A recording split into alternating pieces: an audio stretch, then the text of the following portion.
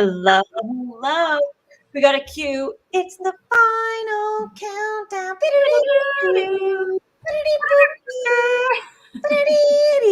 I literally, so I wanted to do, and all of our posts, it literally does say the final countdown. And I was wondering, how do you type out? I should just voice record myself and see what comes out.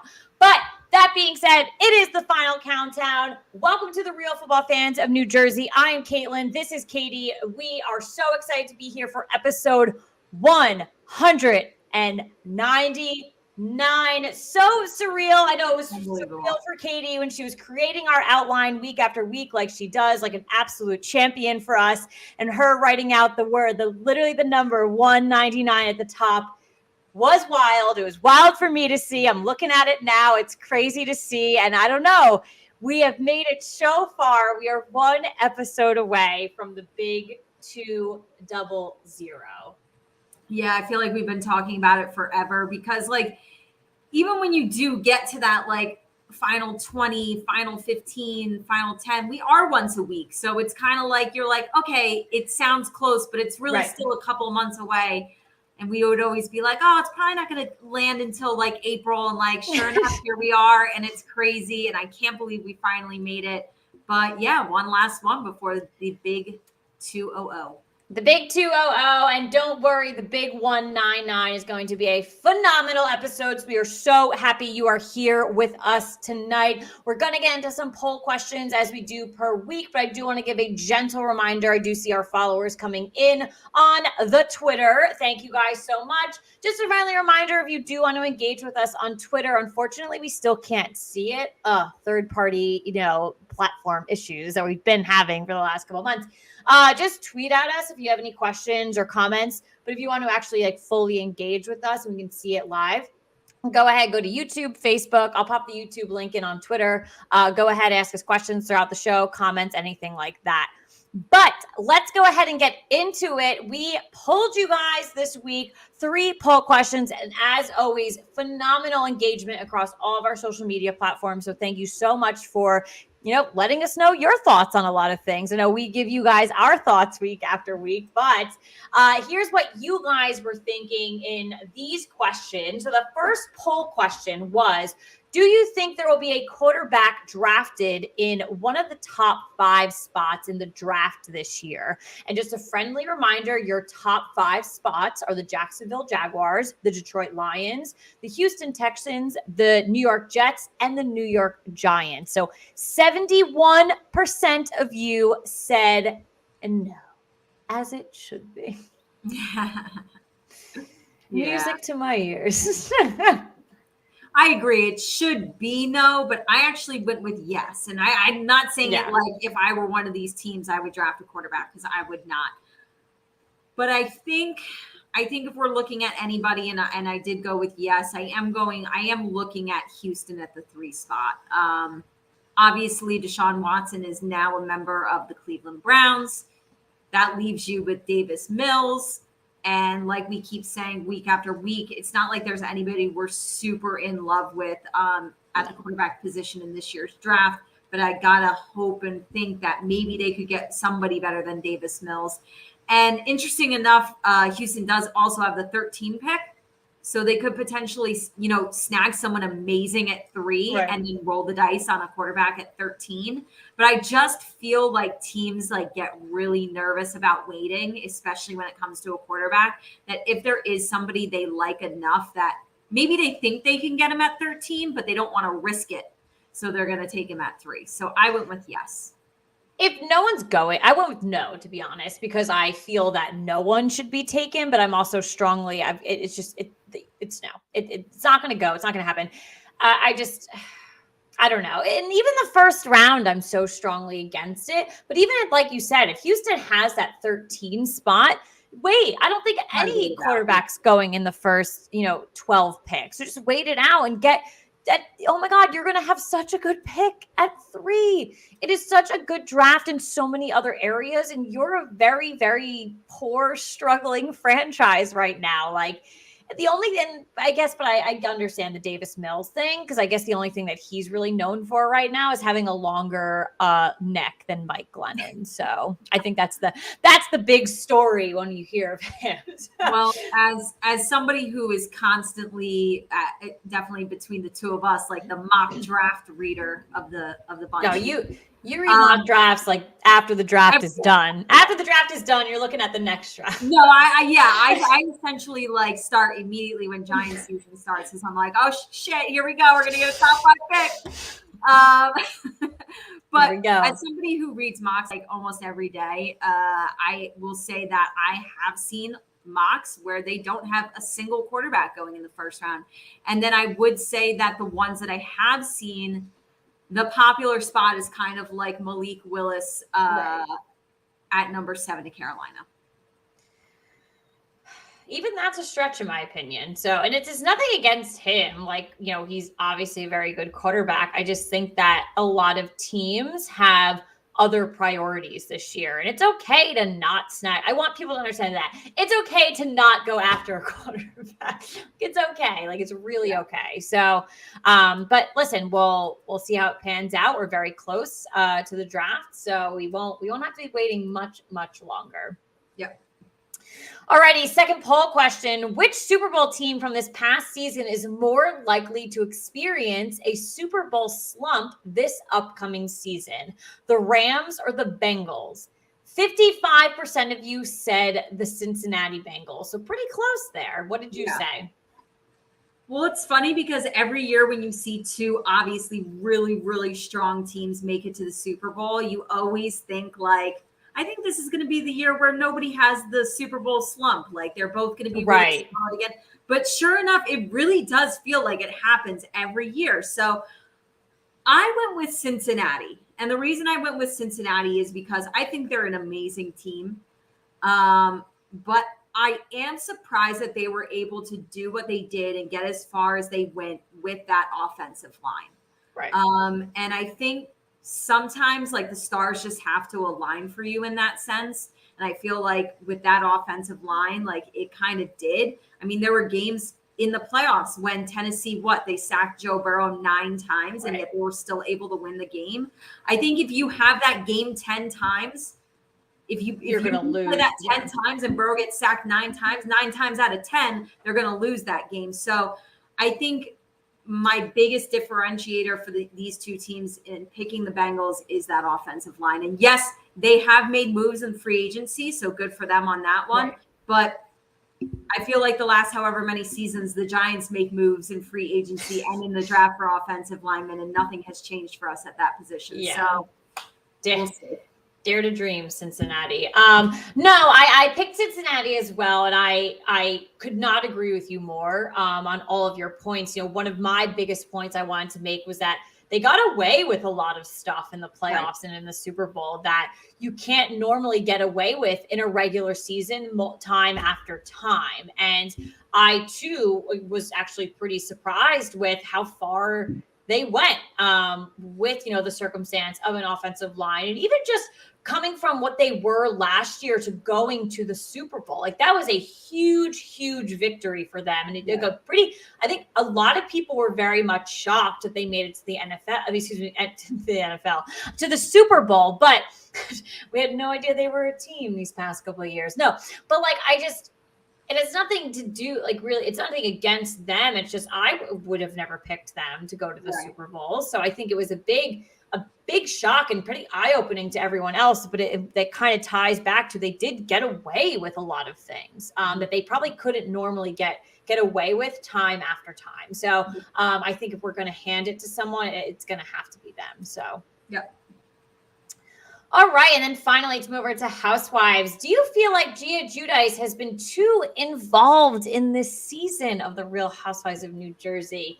Well, we thought this was going to be skewed one way, but then Twitter told us another way. 68% of you said no. So, Katie, this is clearly a hot topic, so I'd love to hear your thoughts on it.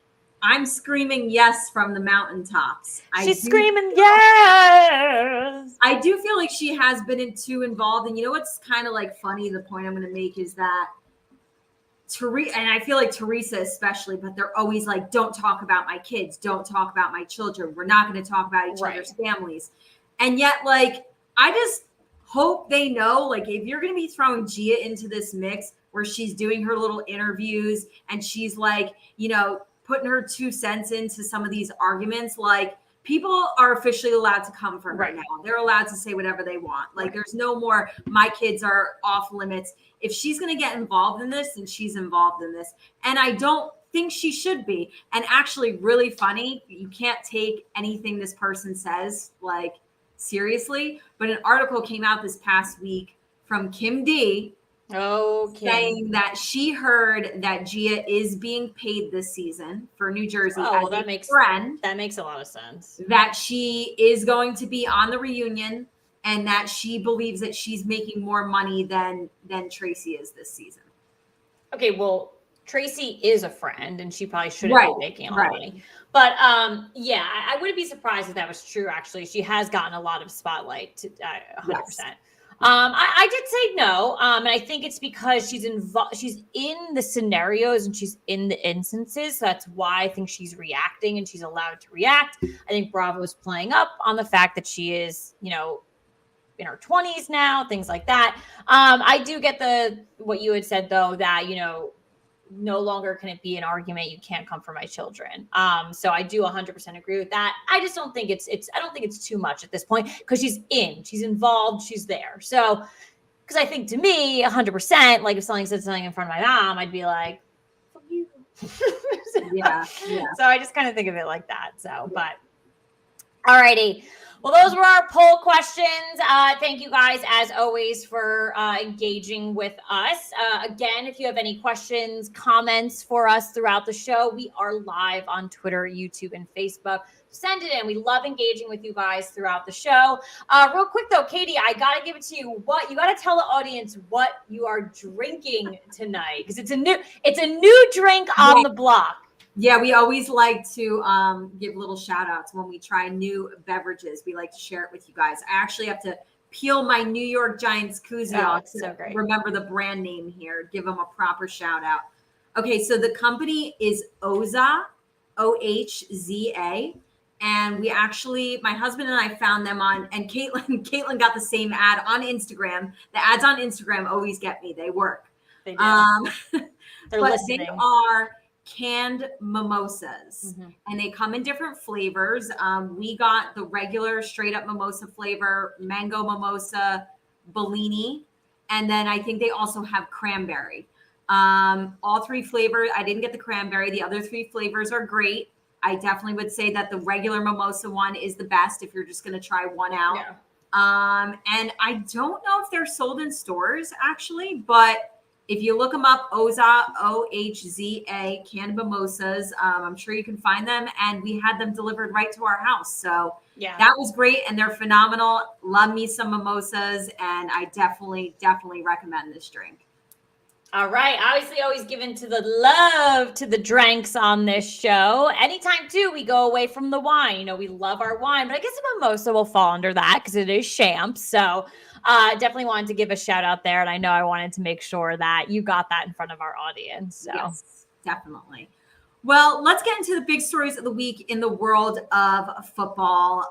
This one's kind of funny because it basically broke last week, like towards the end of our show.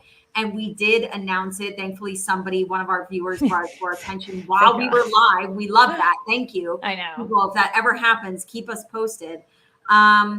But it is about Bruce Arians, and it is about him stepping down as the head coach of the Tampa Bay Buccaneers. So obviously, like I said, last week, it kind of broke towards the end of our show.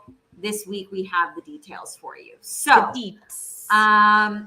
yeah, it was announced last week that head coach for Tampa Bay, Bruce Arians, would be stepping down and moving to the team's front office, with defensive coordinator Todd Bowles replacing him as the new head coach. So Bowles will get a 5-year contract, and Arians will take on a senior football consultant role within the organization. I always love those titles. You're like, what the hell does that mean? And what the hell is he going to be? It's like they made it up. Which actually, I think there was like a quote from him when he was asked about it, and he's like, it's a great title. I think he said he didn't know what it meant, but he was like, I'm sure it's going to be great. That's not sketchy or anything. Like, yeah, I'm pretty sure he said something along the lines of that, but you can all fact check me. Todd Bowles will become the 6th active minority head coach in the league. He will also get his second shot at the helm after, of course, he was the head coach for the New York Jets from 2015 to 2018, where he went 24-40. Obviously, he's had a lot of success as the defensive coordinator for Tampa Bay. I think we can all agree he's going to be the head coach for a much more talented team than he had when he was with the Jets. So I'm really happy for Todd Bowles, and I'm really excited to see where he can take this team and kind of go, lead them from what Bruce Arians was doing. Because in Bruce Arians' 3 seasons with Tampa Bay as the head coach, he went 31-18. He, of course, won a Super Bowl. And then Tampa Bay announced, with this news that Bruce Arians would be joining the club's Ring of Honor this season. The retirement news was definitely a surprise to people. And I think a lot of people, including Caitlin and myself, were a little skeptical about, was this his decision? Was he was his hand forced a little bit? But I think Bruce Arians understood the rumors and the whispers about it. So he kind of clarified his decision. I do have a quote from him. He said, "A number of people have already asked, why are you stepping away from a chance to go to the Hall of Fame and win another Super Bowl? Because I don't give a shit about the Hall of Fame," is what he said. He's always very blunt, which is why I think what I said before about he was like, I don't know what my new role means, but it sounds great. Pretty bold, Bruce. Pretty bold. He said, "Succession is way more important to me. This has been my dream for a long time. Guys that know me, they knew I wanted one of my guys to take over. And that's more important to me than anything. And to have a place that I could go and be welcomed back. And obviously I have a job now." Oh yeah, here it is. It's in this quote. Katie's fact checking herself. I have a job now. The title's pretty good. We'll figure out what the hell it means, but it's pretty damn good. Oh my God, I fact checked myself. He said, "I get to stay and have the relationships that I love, and I couldn't turn it over to a better person. We've been together, I'd hate to say how many years and age the both of us, but Todd's going to do a great job." And yeah, I totally believe that.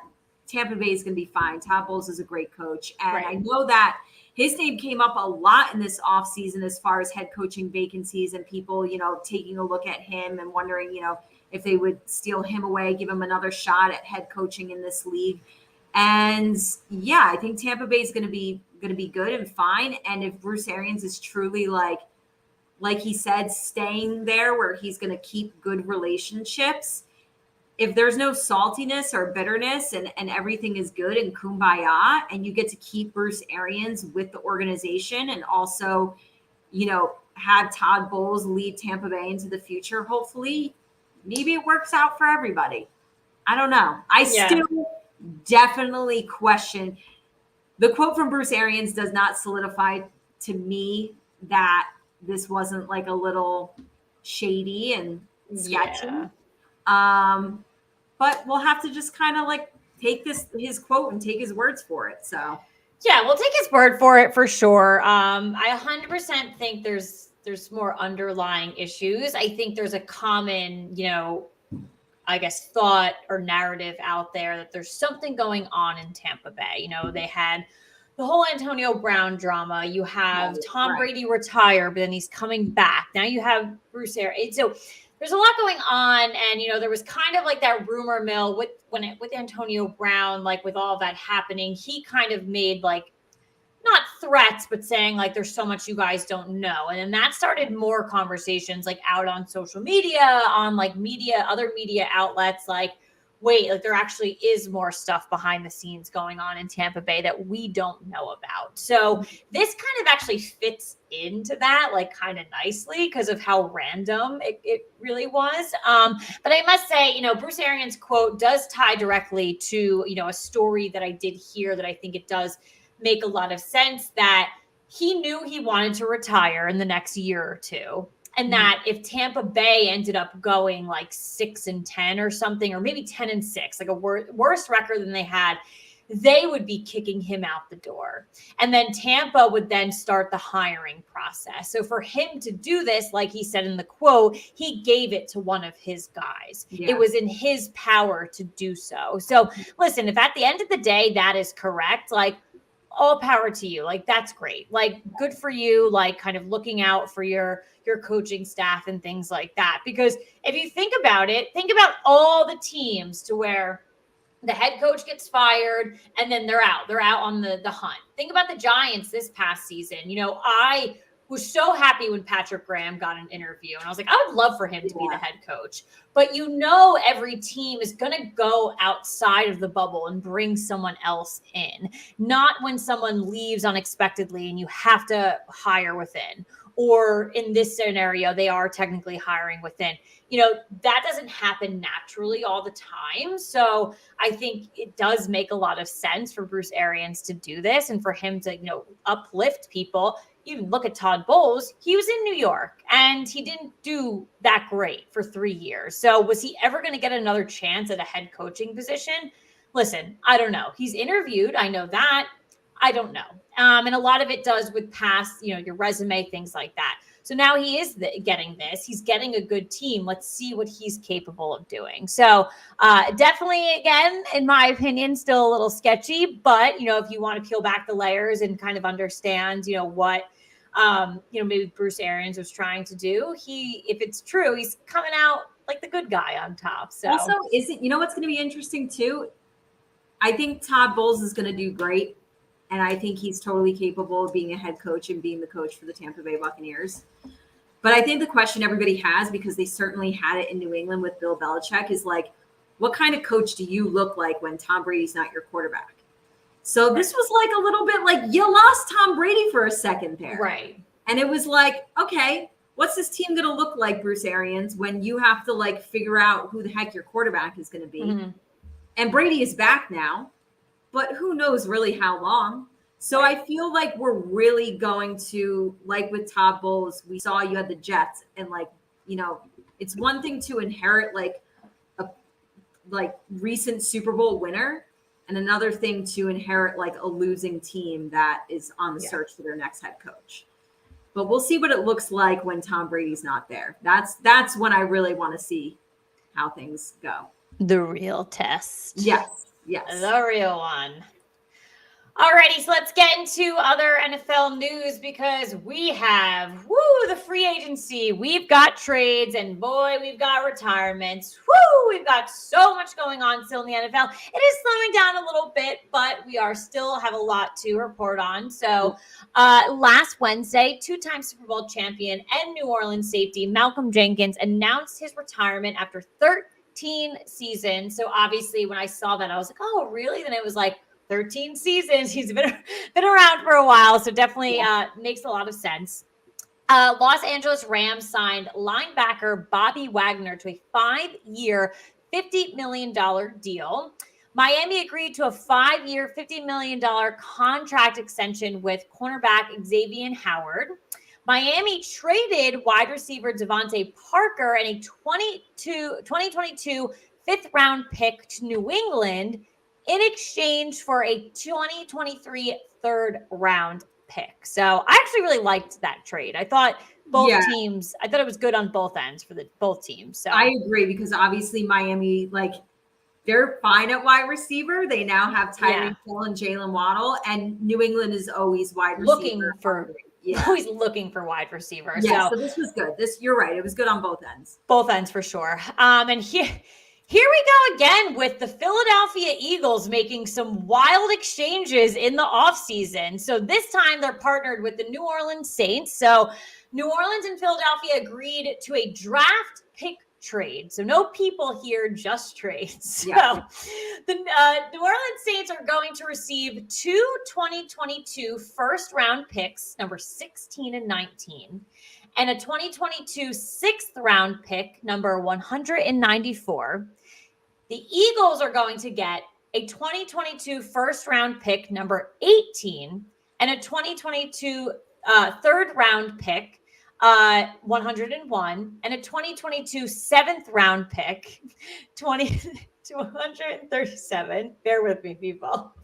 A 2023 first round pick and a 2024 second round pick. So like, it's so messy. Like, I wonder like who sits down and like comes up with these like scenarios. Right. But it's, I guess I want to say, I guess the Eagles stay scheming because they did something very similar last season where they kind of did this bulk kind of move, kind of random, things like that. So in my opinion, though, I'm looking at it, while they're giving up 16 and 19, they're moving up from 19 to 18. They're getting a third, they're getting a seventh, and they're getting more in the years to come. So I gotta say Philly won this. I think the win too is like, and you almost forget it because it's like you've already announced all the other stuff, but like Philly gets a sneaky 2023 first round pick there. So I know that's pretty nice. Yeah. So I think they won that trade. So New Orleans, I understand the urgency to get 2 first round picks, 16 and 19. Yeah. But then you got a 6th round pick. I don't know what the hell you're going to do with that. 19, like that's such a spot in the draft where it's like so hit or miss. You know what I mean? Like, I think it'll be hit in this draft. I think it is a strong draft in certain. They have to look at it as like it has to be hit. Right. Like we cannot fail with these. They could actually probably use it for trade bait too. And I know we're going to get into that. It's very true. We're going to get into that a little bit later of, moving up and down in the draft, but they could potentially use that too. So maybe that was top of mind for them, but definitely interesting. Obviously, again, no players, just trades there, just picks, trading picks. So, and then this one broke very recently, and it is Stephon Diggs. We are getting that money.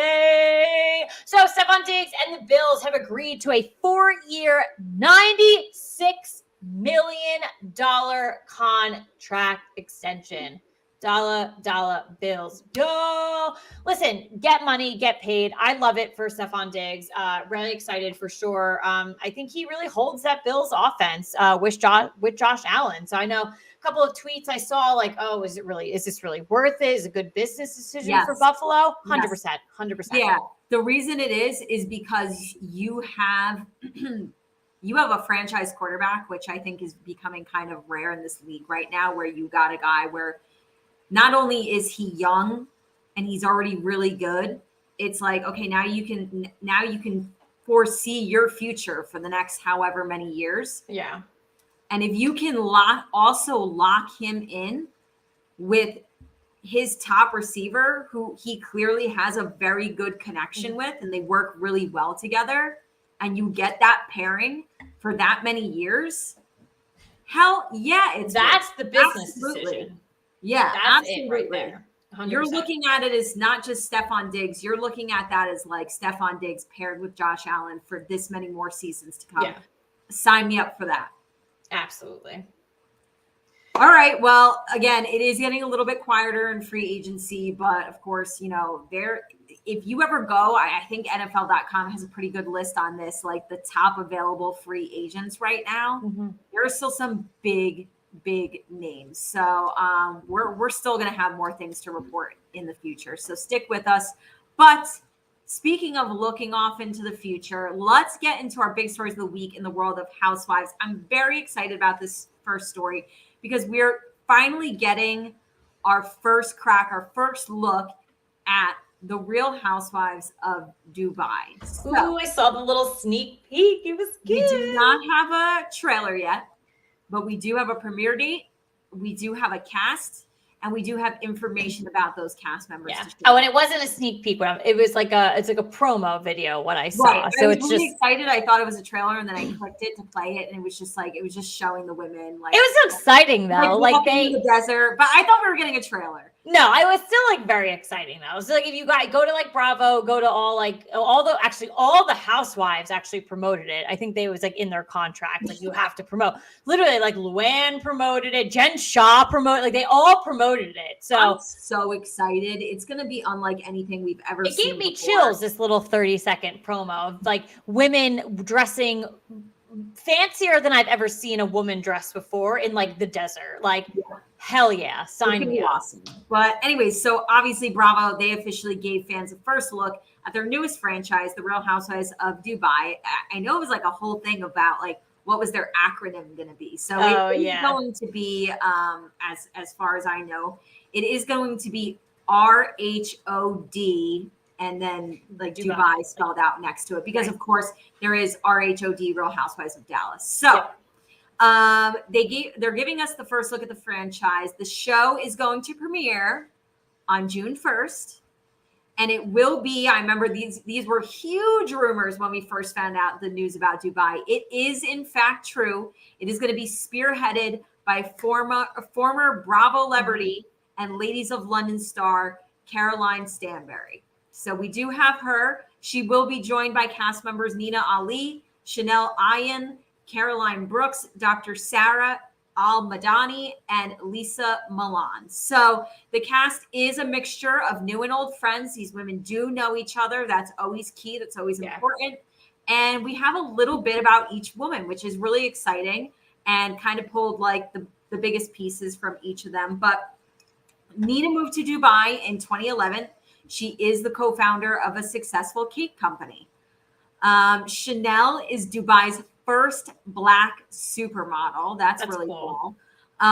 Caroline was Boston born, but is now a big name in the Dubai real estate world. So I hope we get to see that because I can only imagine how fascinating the real estate in Dubai, real estate world of Dubai is. Dr. Sarah is a twice divorced mom who is also a prolific public speaker.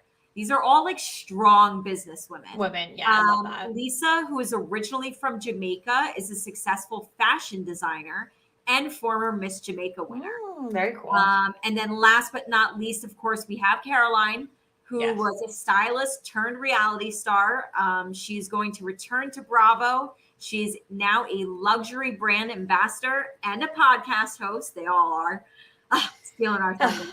Come on, guys. She is now married. I find this interesting, even though I don't really follow soccer. I'm more so for like the juicy gossip of it. But she is now married to former Real Madrid soccer player Sergio Corralo, who is 18 years younger than her. I have no idea who that is, but my boyfriend's a big soccer fan. I'm going to ask him who it is. So I have no idea. I Googled them and they are a very, nice looking couple. So. Yeah. Well, I know what she looks like, but I can only imagine that he's more attractive because he's a good looking guy. Because he's 18 years younger. I'm gonna look. So I believe he's 27, I think it was. Oh, that's cool. Younger than me. That's fun. I'm looking him up live on the show right now. Do it. Oh, he's very attractive. Yes. Yes. Yes. Oh, yes. I remember we reported when they got engaged. Yes. We reported on the show when they got engaged. Yes. I'm looking at their engagement picture. We 100% reported on this. Yes. I remember now. It's all coming back. It's all coming back to me. I don't remember that, but we did. Yes. 100%. Yep. We have Dubai to look forward to in the summer. And I think it's going to be really exciting. I'm more excited for Dubai, I think, than I was when the news broke that Salt Lake City was going to be a new franchise. I was kind of like, that's weird.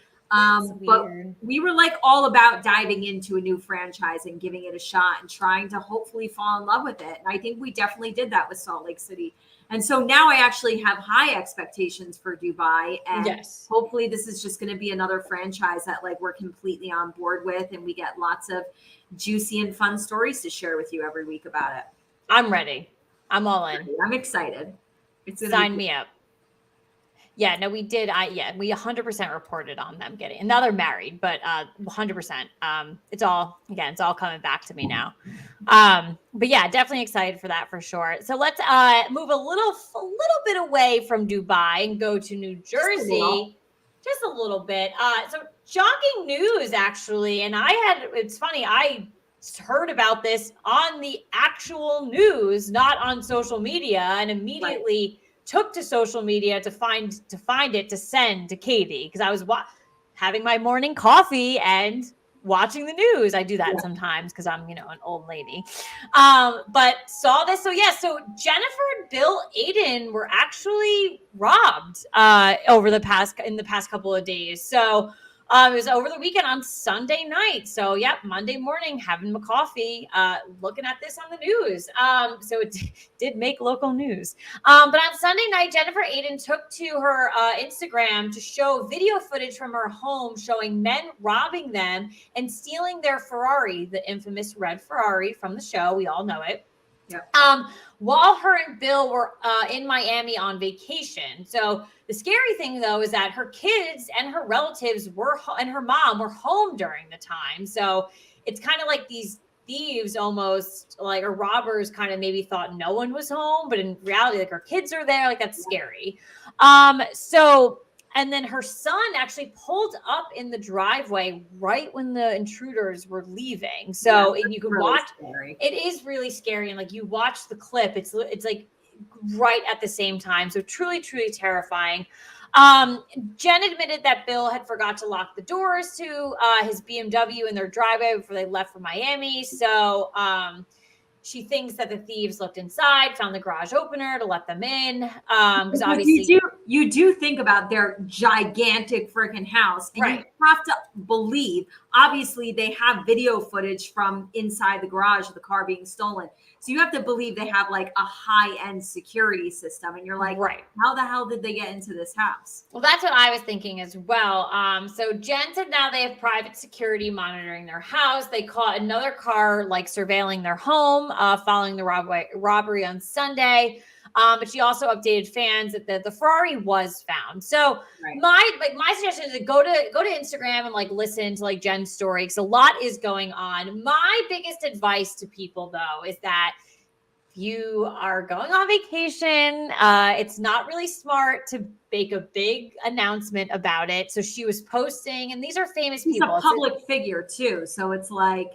So she was posting like all over Instagram if they were away in Florida. So it's kind of that probably sparked it to them. Like, where are the kids? Like, would they be home alone? Or would they be staying with? So the car that was like surveilling the one they have video, it's like a young like female who was driving past the house, driving by slow, things like that. Listen, I got to tell you, I got to live at their house. When someone drives by slow, I call the police all the time. Constantly calling the police. Who is this? Down on my block. I don't know you. So Katie and I grew up on a cul-de-sac. If we didn't know you, calling the police. We didn't know. You don't belong here. Get out. So if you see that, like, these people understand that. And like, I hate to bring this story up, but it's a prime example. Like when Kim Kardashian was literally like held at like gunpoint, and she was literally like duct taped, everything like that, and they knew she was staying at that hotel because she posted. Like, and like it's really scary because these people are in the public eye, but this also happens to your average Joes too. If you have public social media accounts and you're posting to the world that you're away, like everything needs to be locked. You have to have a family member stop in. If you're away for like a really long time, like if you're taking the day and going somewhere, like great. Also don't post that maybe, but like in the age of social media, like people are out there, and unfortunately people are out there to hurt you. So it's just, I'm not surprised. As soon as I saw that she was like this happened, I knew that she wasn't in the state of New Jersey. Like because I had seen all of her posts from the past week. Like it just like, and that's me just being an average follower of her. If you're a thief follower, you're going to look into things like that. But yeah, it's wild and crazy. I'm happy everyone's okay. I'm happy her son's okay, obviously. I don't think there's no real news on like who did this still.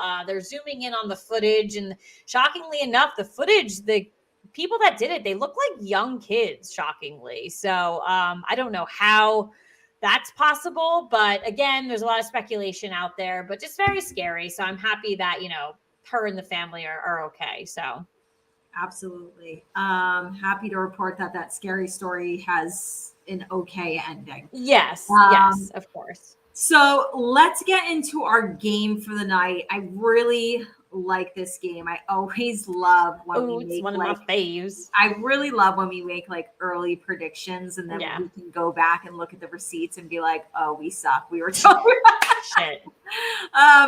But we are playing Sip Your Drink and Fill in Your Blank. A look ahead. This is one of our games that we play a lot, but we played this exact version of it last year at this time, where we're kind of giving early predictions for this upcoming season. That's like the theme of these questions. So I'm very excited to dive into this because I feel like we could definitely agree on certain things, but maybe be all over the board on some others. And I can't wait to hear your answers. But let's start with question number 1. We do have 10 questions here. And again, the theme is kind of looking ahead to the 2022 NFL season. So my sleeper team this upcoming season is the blank. I am going to go, and maybe there's bias coming from behind the wall. I'm going with the Miami Dolphins. Okay. Listen, they obviously, just made a really, big, they're making moves, you know what I mean? And like, I don't believe, I know it was a kind of a rumor last week that Tom Brady was going to Miami. I don't believe the rumor anymore. It's not happening. There's still definitely a quarterback competition down there. And I'm not putting all the success on Tua because it's not coming from Tua fully, but I think they are doing some things. And I would just say, don't sleep on them. They already have a great defense. And then they added like one of the top offensive weapons in the league. Right. So yeah, I like your answer, and I'm not gonna front. I definitely did consider the Miami Dolphins, but I'm going with someone that I actually went with last year. And I still consider them to be a sleeper team, by the way, because they did not make the playoffs this season. I think I know here. I am going with the Los Angeles Chargers. So 100%. I am clarifying that I don't think anyone would necessarily sleep on them, but they did miss the playoffs last year, even though I thought they were a very solid team. And this also has to do with free agency as well. They've now added 2 huge players in JC Jackson and Khalil Mack in free agency. This has to be the year for the Chargers. No excuses. I understand that they're going to be playing in a very, very tough division. But they have playmakers all over the field on both sides of the ball. And there's no reason they shouldn't be one of the powerhouses this year. Absolutely. Question number 2. The Giants' toughest game on their schedule is the blank. I think I'm going to go with the Green Bay Packers on this one. I do think obviously our in-division games are always very difficult. Like we'll always play the Cowboys. And that'll always be a tough game for us. But even Washington and Philly, it doesn't matter how bad all of us are. We're all going to play each other very well.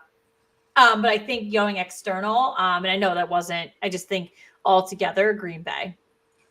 I went with the Green Bay Packers as well. They are the best team on the Giants' schedule that they're playing against. And they unfortunately have to play them on the road at Lambeau. That's going to be a tough game. Ugh. So the easiest non-division game on the Giants' schedule is the blank. G bless, we got the Detroit Lions on our schedule this year. I actually think that we have not such a horrific, horrible, tough schedule as far as our opponents go. Obviously, we don't know the order of the games and everything. We don't, and we normally have one of the hardest schedules year after year. Yeah, so when we had to pick who was our toughest opponent, and obviously we both picked the Packers, I was like, there's not too many that are like, oh my God, they're going to murder us. Like, you know what I mean? Feeling good about this season. And I hear what you're saying with the Lions, but there is a team on that schedule that I think is worse, and I think they're going to be the worst team in the NFL this upcoming season. I am going with the Houston Texans, and we do get to play them at home. So for me, it has to be Houston. Mm-hmm. All right, number 4, based on who they're set to play, I'd like to see the Rams open the 2022 season playing against the blank. So this would, as the reigning Super Bowl champion, this would be like the opening game of the NFL season. Who do you want to see them play from their schedule? From the biggest move they made in the offseason, I'm going with the Denver Broncos. I want to see Russell Wilson start for them against the Super Bowl champion. So and I think they're just going to do it because what I just said right now, I just hyped everyone up off of that. Like imagine all the marketing they could do before that game. So, okay. I didn't go with the Broncos. There would be so much more hype and excitement to see the Super Bowl champion play either the Bills, who I didn't even pick, and then my pick of the Kansas City Chiefs. I want to see the best team from last year. There's more of a storyline with the Broncos, though, I think. Russell Wilson is now your quarterback. Like, that's truly, like, that's fascinating to see Russell Wilson play for a different team. Like, it could be any team. That would be fascinating. But I feel like that roster is really freaking boring. And to me, I want to see the best of the best go at it. So I want to see the best of the best too, but the NFL is a business and they're trying to make money off viewership, and the viewership is going to be based off that storyline, in my opinion. I think the Broncos are a little bit of a snooze fest. So, well, they got to go out. They got to show people that they're a snooze fest. Number 5, if I had to pick a team that should trade up in the first round of the draft, I'd say the blank. So I actually picked 2 teams here, and they're actually a little bit kind of further on the 2 opposite sides of the spectrum. So a team that's actually pretty early on in the first round, I have the Falcons. I think they can move up like a way further. Even I've seen some scenarios where they trade with the Giants to move into that 5th or 7th pick. But they're definitely going to be picking up the phone a lot with those 2 early first round picks. People are definitely going to try to make moves with them. So early on in the first round, I have the Falcons, but then later on, a couple of picks later, I have the Pittsburgh Steelers. I think they should try to move into an earlier spot as well. Yeah. So I'm going with a team that actually has an early spot already. It's kind of going back to our poll question, but I'm going to go with the Houston Texans because they have 2 first round picks, the 3 and the 13. And I think because when you have 2 picks like that in the first, you can play around a little. And I don't think that there are great quarterbacks in this draft, but they could make moves to grab whoever they like best. So obviously I don't think they need to, move up from 3 because I don't think a quarterback is going in the first 2 picks, right? But I think, at 3, they can land like one of the best players on the board, regardless of position, right? And then maybe potentially move up from 13 to grab whichever quarterback they like if they want to go quarterback. Because again, I'm not saying this is what they should do. I'm just thinking like maybe they could do this.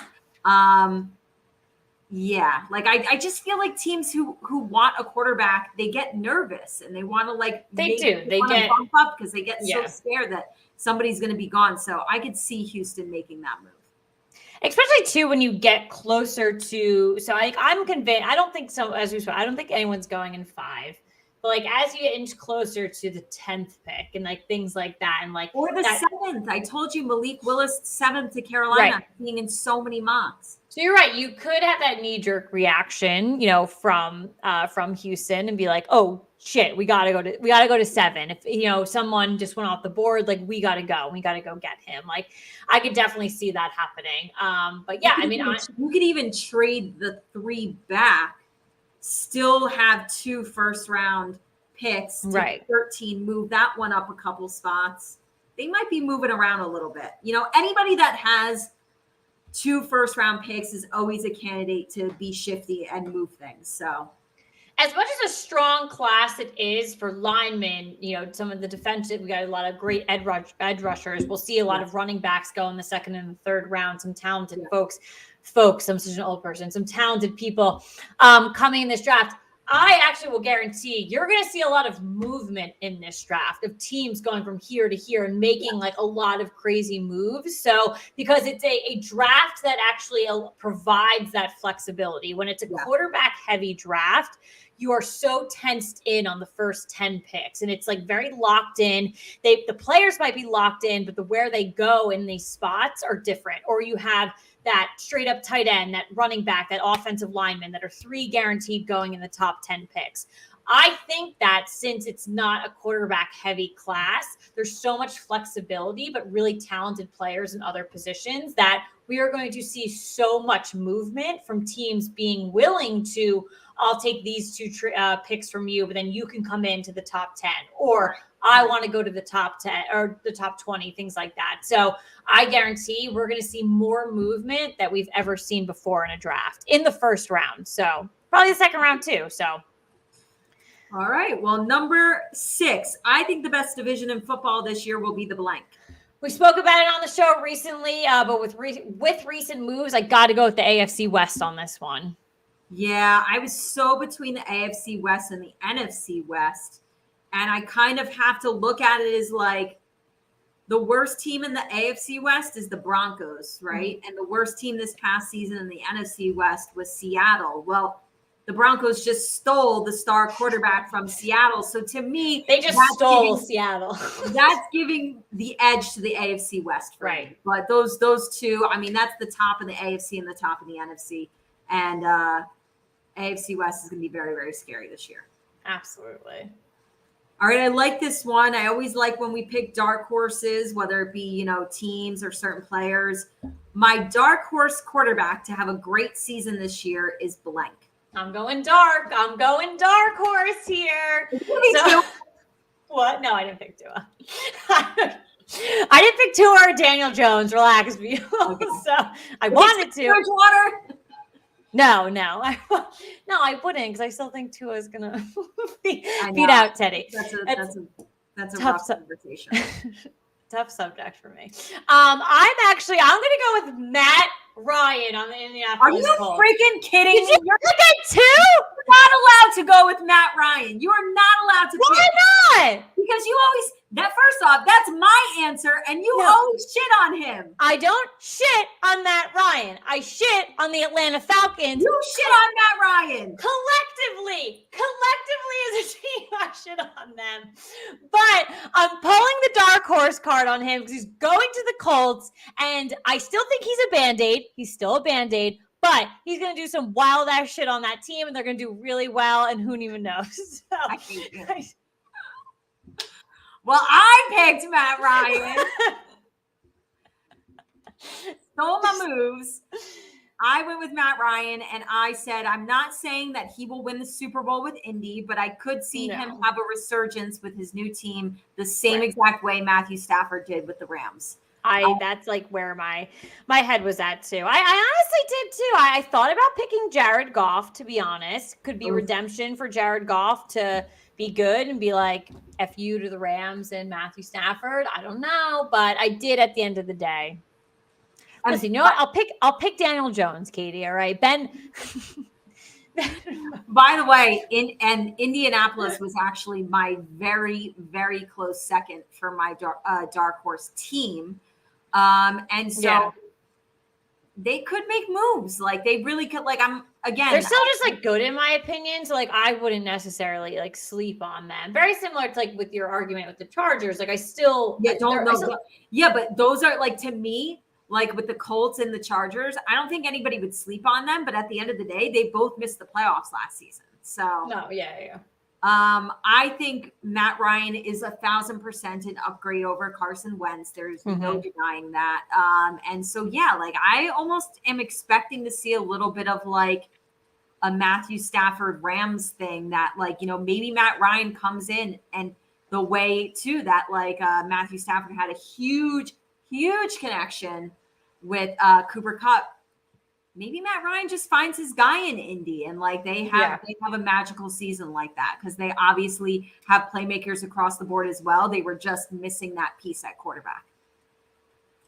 All right, number 8, a playoff team from last year that I think will struggle the most this year is the blank. I'm going with the Philadelphia Eagles. They slid in randomly into the playoffs, so I just think out of everyone, it's kind of an easy pick for me. They were my close second. And I 100% agree. Like when I'm looking at the playoff teams from last year, I think and we said it on the show, I thought they were the weakest playoff team that made it last year. But I am going with, I don't foresee things going like I'd rather Jalen Hurts than this. I went with the Pittsburgh Steelers. I know Mitchell Trubisky's been a starter in the league before, and I think he's capable of like being a game manager. But again, like when it came down to me picking between the Steelers and Philly, like I'd rather roll with Jalen Hurts. And the Steelers have an amazing defense, but I don't know whether this is a bold comment or not. I do think that they're going to finish in 4th place in their division.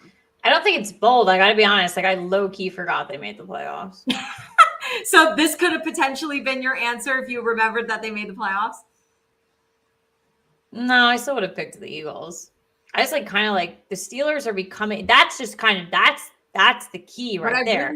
I really do think they could finish in last place in their division. They're becoming a forgetful team, and that's shocking for that franchise. Like I literally forgot you made the playoffs. They're used to making playoffs year after year after year after year.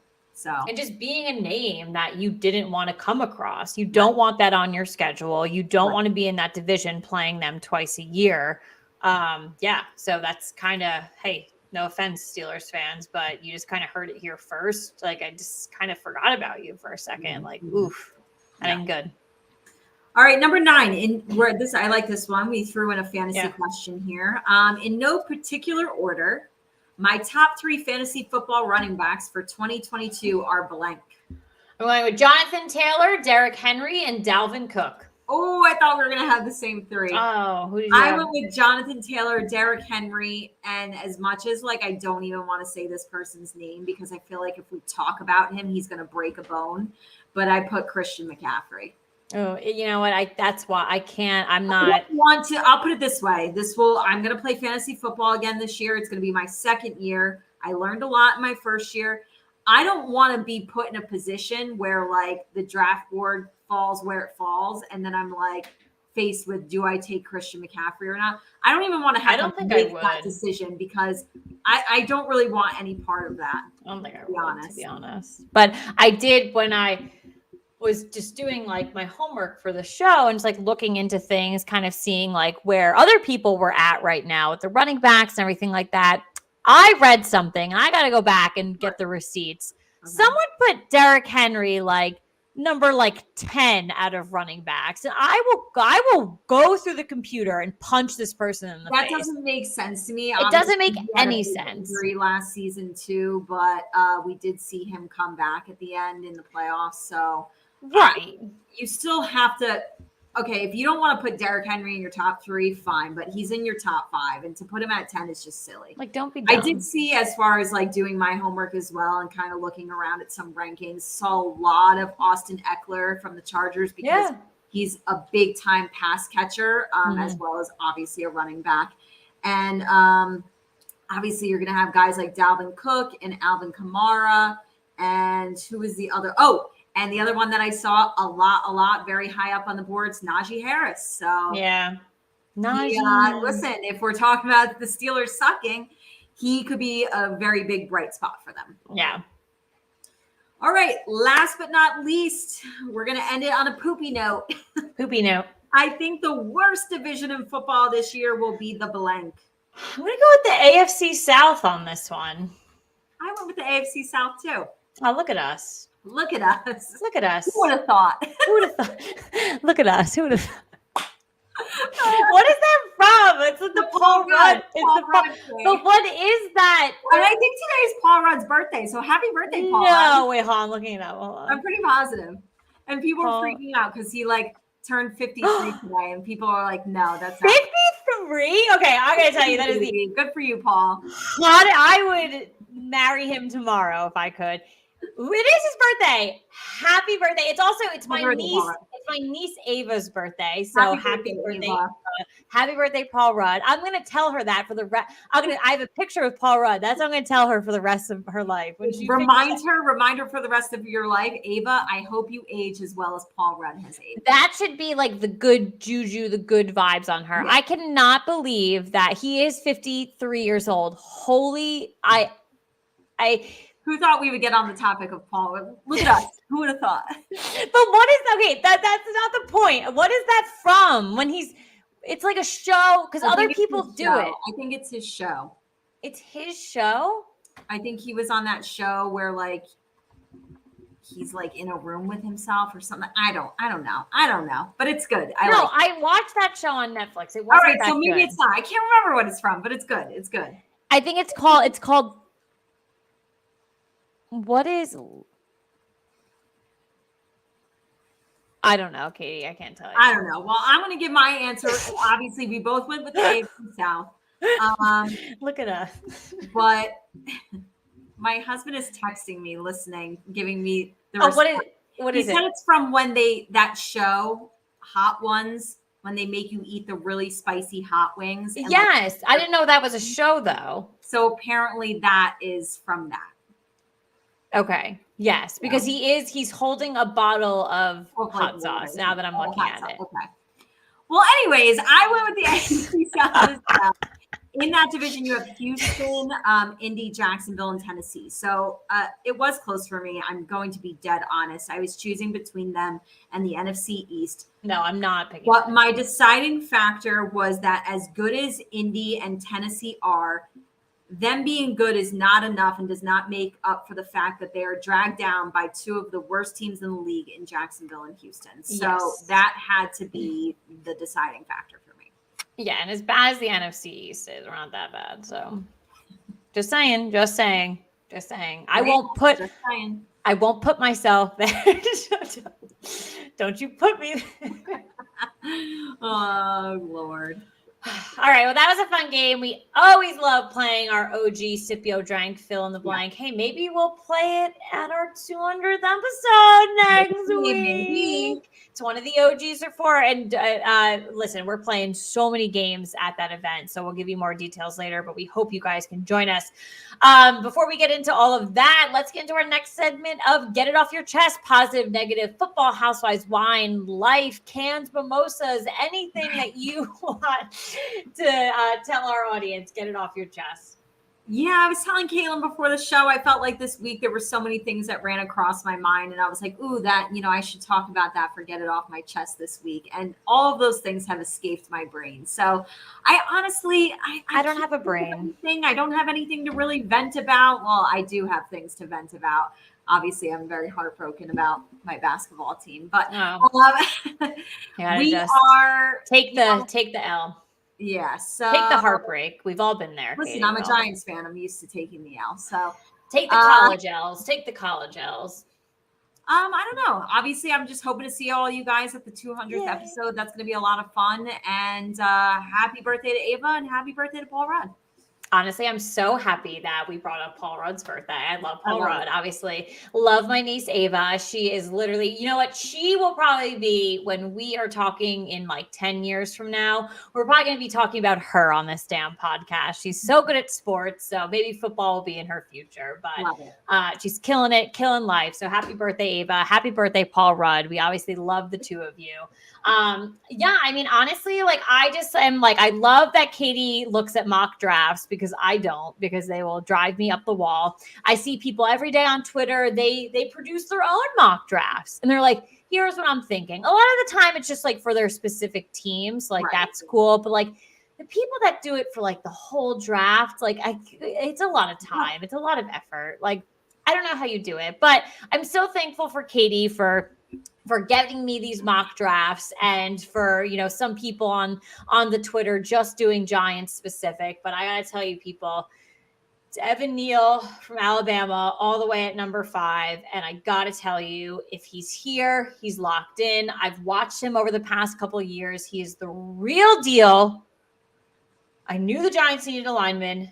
Yeah. Knowing our draft spot, I knew it was perfect. As I watched the quarterbacks this college season kind of not be the best of the best, and when I figured out it wasn't going to be a quarterback heavy draft or another maybe like offensive like wide receiver draft, things like that, I was like, hell to the yeah. Let's focus on the lineman. Evan Neal's available. I love it. And it seems more realistic as we dwindle down to the NFL draft. And I got to say, I'm feeling confident if we get him and he is great and we move forward with him, I can actually get his jersey. We're looking real far down the timeline now. But God, if I can get an Alabama offensive lineman, New York Giants football jersey, Caitlin will be in heaven. I'm here for it. They could be an offensive lineman from Montclair State University. Shout out to New Jersey. As long as they are good and they're an offensive lineman and they will protect Daniel Jones, I'm here for it. But yes, I've seen Evan Neal to the Giants at 5 in so many mock drafts this past week or so. And I think the Giants, obviously, with 2 first-round picks, are sitting real pretty, but I think they're specifically sitting very pretty at that 5 spot because I do believe like those top 5 players that are probably going to go are so there's a lot of linemen and like you said, a lot of edge rushers and a lot of positions that we need. And I think you can sit pretty and wait. And I think a perfect guy is going to fall to you where you don't have to, think too hard about it. So yeah, I'm looking forward to it. Ooh. Speaking of things to look forward to, we do have obviously things coming up this week. So Real Housewives of Orange County, that is on tonight at 9:00. Real Housewives of New Jersey on Tuesday at 8. The NFL draft, it is 23 days away. We will keep counting down with you each week, getting closer and closer. I can't believe it. And then we will not be here with you next Wednesday because instead we are going to be with you in 11 days from now on Saturday, April 16th for our live in-person 200th episode. So please, again, we gave you this information last week. It is on our social media pages, but come join us at Cricket Hill Brewery in Fairfield, New Jersey on April 16th from 7 to 10 p.m. We are going to have food. There are obviously get some beers. We're going to do prizes, games, and you get to hang out with us and actually not see us, listen to us on a podcast on podcast. Yeah. See our faces on a screen. Actually come and hang out with us, engage with us. You can see us in person. You can see the massive. You can get a photo op with these 2 celebrities. I mean, what could be better than that? I was gonna say you can finally see the massive height difference between the two. It's deceiving. It's deceiving to the naked eye on camera because you can't have to wear heels. Who knows? I'm wearing them too, so no. Don't you worry. Oh, it's no. You can see us in person. We're great in person. We're a lot of fun. We can talk about anything you guys want to talk about. We're just gonna have, honestly, like we said, grab some beers. We're gonna be at a local brewery, so always love supporting local businesses. So, but Cricket Hill is actually, you can find it at a lot of places. So we're super excited. Very popular brand. Yeah, so you guys can try their beers. We're going to make food for you guys. So we're bringing in the food ourselves, but we're going to make sure you're fed and happy. We're going to have prizes. We're going to have games. We're going to do it. We're doing a show for you. We're doing it. It is an episode. So we are giving you all the good, the latest stuff. So, but I'm so excited. It's been such a long time. We did our 100th episode right before COVID. It was like literally 2 weeks before lockdown. We did our 100th episode. So praise be that we got that 100th episode in, but we've come so far since then, and we're at 200. I could not be happier. Absolutely. So again, we'll see you guys, 10 days from now, April 16th. Can't wait. Thank you guys for hanging out with us tonight. And we'll hopefully next time you see us, you'll be with us in person. So better be in person. We'll see you guys there. Cheers. Cheers.